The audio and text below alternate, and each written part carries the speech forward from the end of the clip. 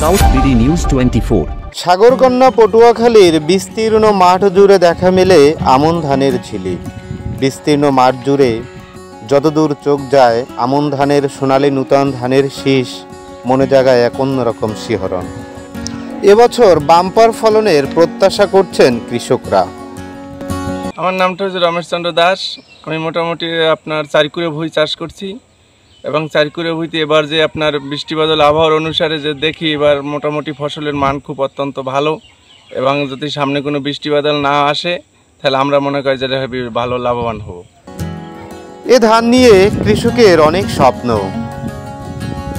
তাদের গোলায় উঠবে ধান, পূরণ হবে স্বপ্ন। কেননা তাদের জীবন ও জীবিকা জড়িয়ে আছে এ কৃষিকে ঘিরে, এ ধানকে ঘিরে। এখন যাতে আর বৃষ্টি না হয় এই কামনাই করছেন তারা। মোহাম্মদ নাসিরউদ্দিন। আমি দুকুরে বইতে ধান চাষ করছি, খুব ধানের ফলন ভালো। বীজ প্রথম একটু খারাপ হয়েছিল রোহনে, কিন্তু পানিতে চুবই একটু সমস্যা হয়েছিল, কিন্তু আসলে এখন বর্তমানে ধানের ফলন খুবই ভালো। প্রকৃতির অপার কৃপায় এদেশ ধনধান্যে পুষ্পে ভরা। আমন ধানে ভরে উঠুক কৃষকের গোলা, সজীব ও প্রাণবন্ত হয়ে উঠুক বাংলার কৃষি, বাংলার অর্থনীতি। এই প্রত্যাশায় বিদায় নিচ্ছি। আল্লাহ হাফেজ।